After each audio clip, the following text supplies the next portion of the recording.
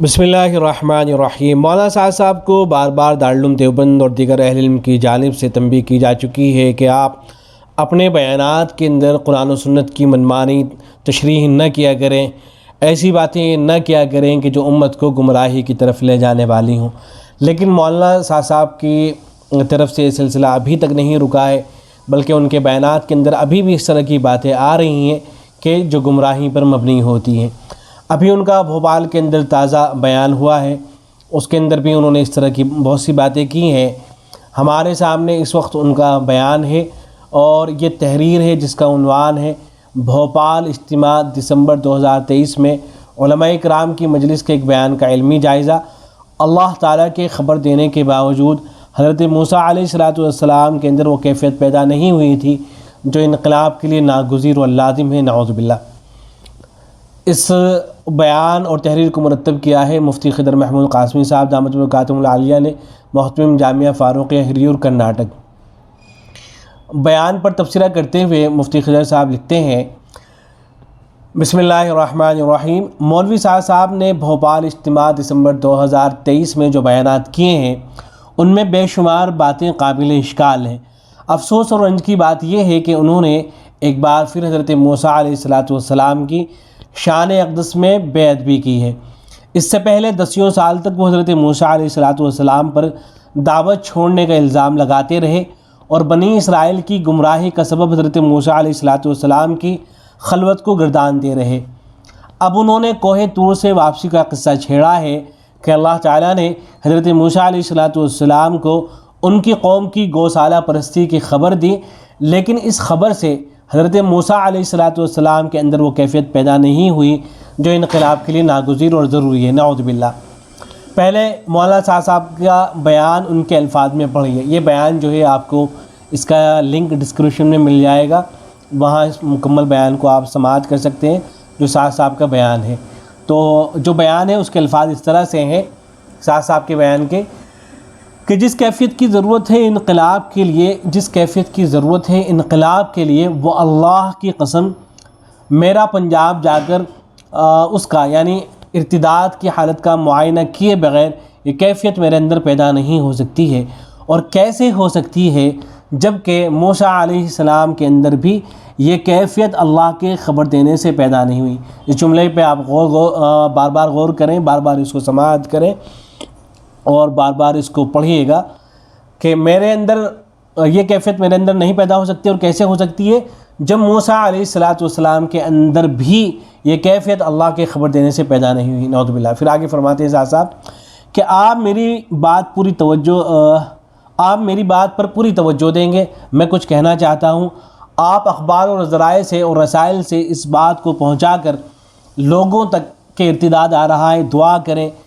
میں ایک صاحب کی ملاقات کے لیے چلا گیا کسی کے ساتھ، انہوں نے میرے سامنے ان بزرگ سے کہہ دیا کہ حضرت دعا کیجئے گا، پنجاب کے علاقے میں ارتداد آ گیا ہے۔ میرے سے کہا خاموش رہا جائے، اس دعا سے کیا ہوگا؟ میں دعا کر دوں، آپ دعا کر دیں، اس سے کیا ہوگا؟ آپ کے یہاں بیٹھے رہنے سے، میرے خبر سن لینے سے وہ کیفیت پیدا نہیں ہوگی جو انقلاب کے لیے لازم ہے۔ تو وہ صاحب جو میرے ساتھ تھے ان کو ذرا سا ناگوار ہوا، لیکن میرا پھر دل چاہا کہ میں بات کروں، تو میں نے بات کی تو وہ شیخ رو رہے تھے، آنسوؤں سے رو رہے تھے۔ میں نے عرض کیا ماشاءاللہ آپ عالم ہیں۔ میں نے عرض کیا حضرت مشکوٰۃ شریف کی روایت ہے کہ آپ صلی اللہ علیہ وسلم نے صحابہ اکرام سے صاف صاف فرمایا کہ لیس الخبر کالمعائنہ، خبر معائنے کے برابر نہیں ہو سکتی۔ یہاں سے روایت شروع ہو رہی ہے۔ آپ ماشاءاللہ علماء ہیں، جانتے ہوں گے، آپ کا علم مستحضر بھی ہے، تازہ بھی ہے۔ آپ نے فرمایا کہ اللہ تعالیٰ نے بنی اسرائیل کے بچھڑے کی عبادت پر جمع ہونے کی خبر اللہ نے خود دی ہے موسیٰ علیہ السلام کو، لیکن موسیٰ میں اس خبر کے ملنے پر وہ کیفیت پیدا نہیں ہوئی جو کیفیت جا کر قوم کے حال کا معائنہ کر کے پیدا ہوئی۔ پڑھیے آپ روایت کو۔ تو یہ بیان یہاں مکمل ہوا۔ اس کے بعد مفتی خضر صاحب کا تبصرہ ہے، وہ لکھتے ہیں کہ خبر اور مشاہدے کے اثر کا فرق ایک بدیہی چیز ہے۔ خبر اور مشاہدے کے اثر کا فرق ایک بدیہی چیز ہے، لیکن اس عام اور بدیہی مضمون کو بیان کرنے کے لیے مولوی سعد صاحب نے اپنی کم علمی کی وجہ سے ایک بار پھر حضرت موسیٰ علیہ السلام پر ایک خطرناک الزام عائد کر ڈالا کہ انقلاب کے لیے جو کیفیت ناگزیر اور لازم ہے، موسیٰ علیہ السلام کے اندر یہ کیفیت اللہ تعالیٰ کے خبر دینے سے پیدا نہیں ہوئی، نعوذ باللہ۔ مولوی صاحب قسمیں کھا کر انقلاب پیدا ہونے کے لیے جس کیفیت کے ناگزیر اور لازم ہونے کی بات کر رہے ہیں، ظاہر ہے وہ ایک اختیاری کیفیت ہے۔ کیا اللہ تعالیٰ کے خبر دینے کے باوجود موسیٰ علیہ السلام کے اندر یہ اختیاری کیفیت پیدا نہیں ہوئی تھی؟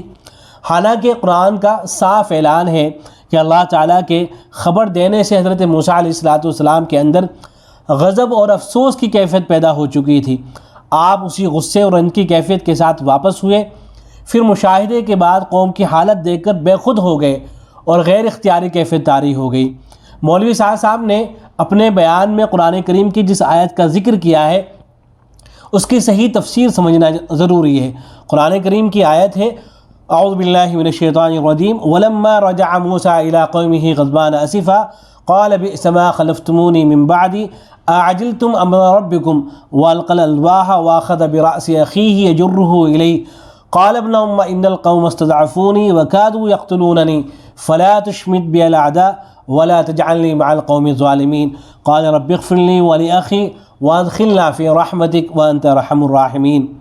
حضرت مولانا اشرف علی تھانوی رحمہ اللہ اس آیت کی تفسیر میں لکھتے ہیں کہ موسیٰ علیہ السلام کے قوم کو متنبع فرمانے کا قصہ یہ ہوا کہ جب موسیٰ علیہ السلام اپنی قوم کی طرف طور سے واپس آئے تو غصے اور رنج میں بھرے ہوئے، کیونکہ ان کو وحی سے معلوم ہو گیا تھا۔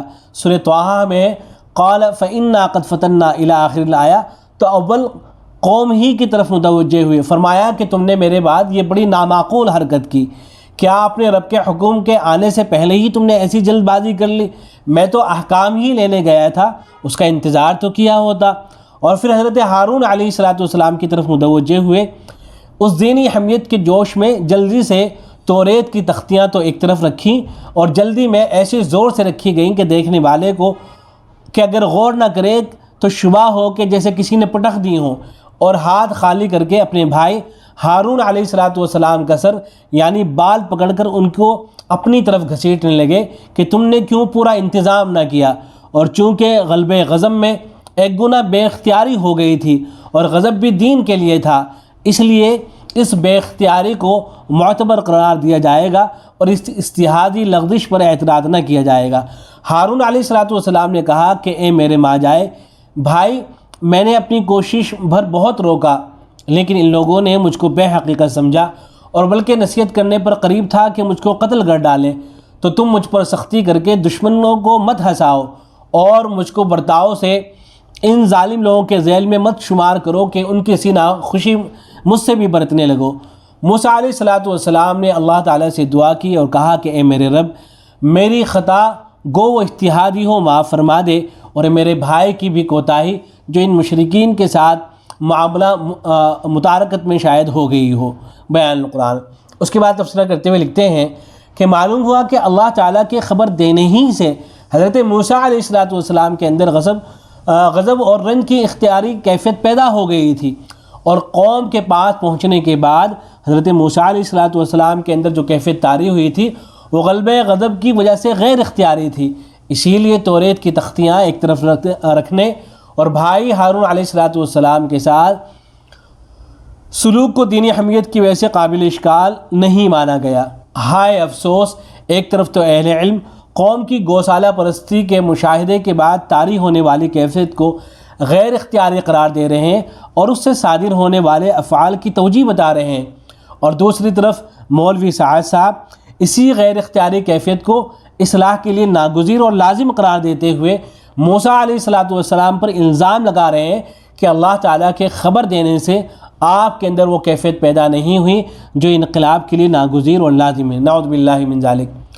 کیا کسی اولو العزم نبی کے بارے میں تصور کیا جا سکتا ہے کہ اللہ تعالیٰ ان کو براہ راست ان کی قوم کی گمراہی کے بارے میں بتلائیں، اس کے باوجود نبی کے اندر وہ کیفیت پیدا نہ ہو جو قوم کی اصلاح کے لیے ضروری ہے؟ بعد میں طاری شدہ کیفیت جو امر زائد ہے، اس کی عدم موجودگی سے اصلاحی انقلاب کے لیے ضروری کیفیت کی نفی کرنا، وہ بھی نص قرآنی کے برخلاف کتنی بڑی جرأت ہے، وہ محتاج بیان نہیں ہے۔ اس کے بعد مفتی صاحب لکھتے ہیں کہ مولانا سعد صاحب نے مشکات کی جس روایت کا ذکر کیا ہے وہ یہ ہے، عن ابن عباس قال قال رسول اللہ صلی اللہ علیہ وسلم لیس الخبر کالمعائنہ ان اللہ تعالی اخبر موسیٰ بما صنع قومه فی الالواح فلما عائن ما صنعوا القى الالواح فانکسرت۔ یہاں حضور صلی اللہ علیہ وسلم نے خبر اور مشاہدے کے اثر کا فرق بیان فرماتے ہوئے مثال کے طور پر حضرت موسیٰ علیہ السلام کا واقعہ بیان فرمایا ہے۔ مولوی سعد صاحب نے اس حدیث کی تشریح میں جو کچھ اجتہاد کیا ہے اس کا حدیث سے کوئی تعلق نہیں ہے۔ حدیث میں کہیں بھی یہ مضمون نہیں ہے کہ اللہ تعالیٰ کے خبر دینے سے حضرت موسیٰ علیہ السلام کے اندر وہ کیفیت پیدا نہیں ہوئی جو انقلاب کے لیے ناگزیر و لازم ہے۔ یہ مولوی سعد صاحب کی حدیث کے نام سے غلط بیانی ہے اور حدیث کے اندر اپنی طرف سے اضافہ ہے۔ پھر مولانا نے بھرے مجمع میں ایک شیخ کو متنبع کرنے کا جو واقعہ ذکر کیا ہے اس کو سوائے لسانی کے اور کیا کہا جا سکتا ہے؟ کون نہیں جانتا کہ جو شخصیت صاحب دل ہو، ارتداد کے حالات ان کے صرف علم میں آ جانا بسا اوقات وہ انقلاب پیدا کر دیتا ہے جو بے حس لوگوں کے ہزار مشاہدے کے بعد بھی نہیں ہو سکتا، اور اہل اللہ کی دعائیں بے حس لوگوں کی ہزار کوششوں پر بھاری ہو جاتی ہیں۔ لیکن اس حقیقت کو سمجھنے کے لیے دعوت و عزیمت کی تاریخ سے واقف ہونا ضروری ہے۔ الغرض ایک اولو العزم پیغمبر کے بارے میں اصلاح کے لیے ضروری کیفیت پیدا نہ ہونے کا الزام کتنا سنگین ہے وہ بالکل ظاہر و باہر ہے۔ والسلام علیکم ورحمۃ اللہ۔